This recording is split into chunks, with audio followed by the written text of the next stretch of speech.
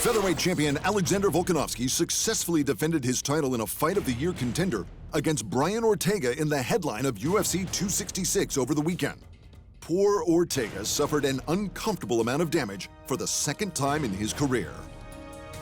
Before the festivities, both men, who had finished coaching duties against each other on the UFC's reality show after their first booking fell through, continued their war of words.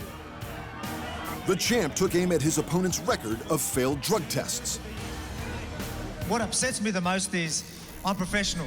I put the hard yards in my whole life, especially in this career. That's how I got this belt. And, he half-assed it, turns up training late. You name it. I just see weakness. I'm professional. Obviously, shown weakness, a few years back, popping, producing, like that. That annoys me. It's not professional, and I ain't about that. The challenger just seemed more annoyed at spending more time with Alexander the Great than was originally planned, and the feeling appeared mutual. From the beginning camp to the second camp, nothing's changed. All I got was I got to see him a little bit longer than I wanted to, but that's about it. The animosity continued at the weigh-ins, with Volkanovski relishing his new role as the villain and Ortega pretending to be scared. The two men clearly wanted to hurt one another, and UFC President Dana White loved every bit of it. No more words. Tomorrow, the belt. I'm coming for your head. Brian Ortega, folks. Mate, he reckons he's going to bring it. I want him coming guns blazing. Everyone back home in Australia, hey, stay strong. I'm bringing that belt back to Australia. Let's go. There he is, folks, the champion, Alexander Volkanovski. Despite Volkanovski starting the fight looking precise and building up an early lead, Ortega was true to his word. In a third round that will likely win round of the year, Ortega caught the champ in a snap guillotine that almost tore his head off.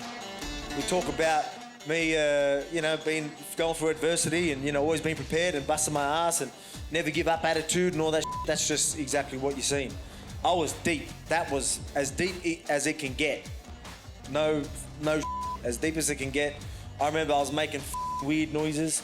I remember I was sitting, I was like going, I don't know what noise I made, but I remember he even said I was gurgling, but that was like a weird, like, you know what I mean? Like, I'm about to lose this belt, like, you're kidding. And I obviously kept fighting and just opened a little bit of space. I'm like, all right, I'm good.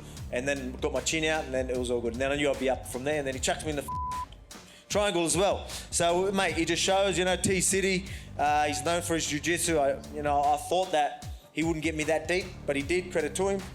He made me really dig deep to get out of there. But again, I've showed time and time again that I always dig deep and, this is what champions are made of. Volkanovski beat both submission attempts and responded with white-hot fury, pounding Ortega on the ground until the bell. Miraculously, the ref allowed Ortega to continue, but the beating only got worse from there. Yeah, man, I wanted to get the finish, and I've been talking about getting that finish, but at least it was a war. At least it was entertainment. Everyone enjoyed it. Obviously, while you're going through it, you're just worrying about what's happening. So straight after, I was like, didn't get the finish, you know what I mean? But then you come out and everyone's just absolutely buzzing. So as long as we put on a performance, I'm starting to really come into this whole entertainment business. I get it. So you're going to see me being the heel from now on. I'm just going to have a go at everyone. No, I'm joking. But on a more serious note, the champ has got some serious planning to do before we see him in the cage again.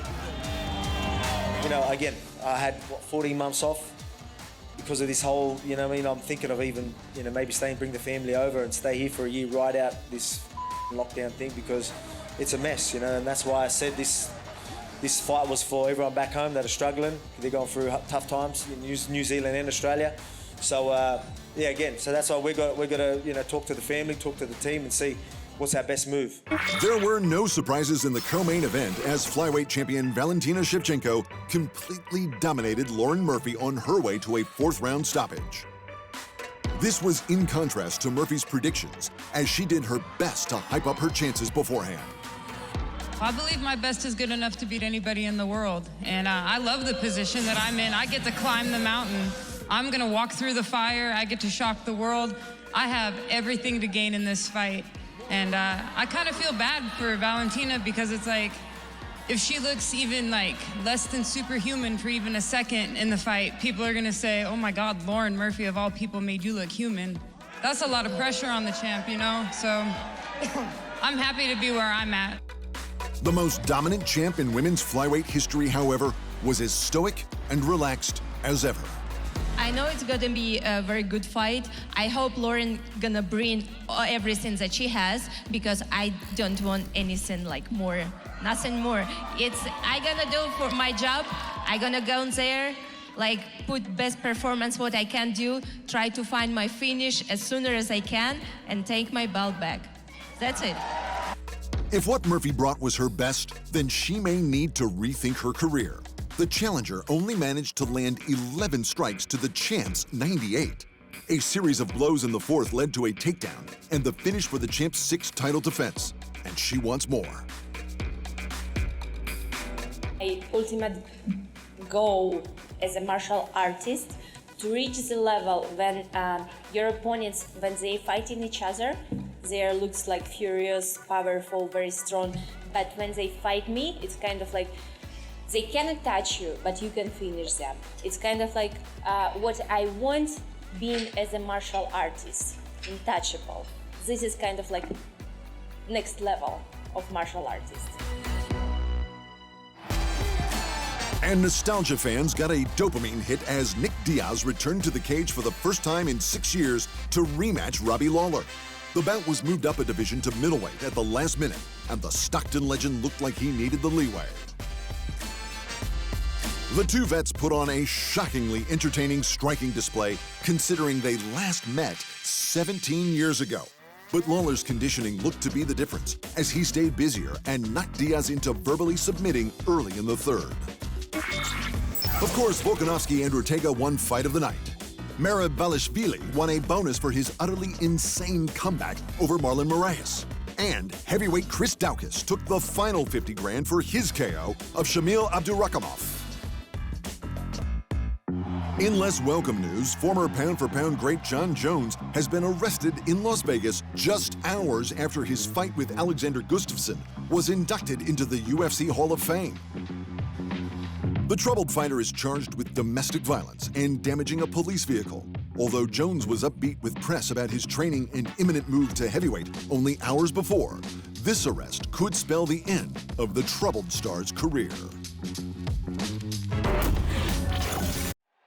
Thanks for watching, and remember, if you want more fight sports in your life, just hit the subscribe button.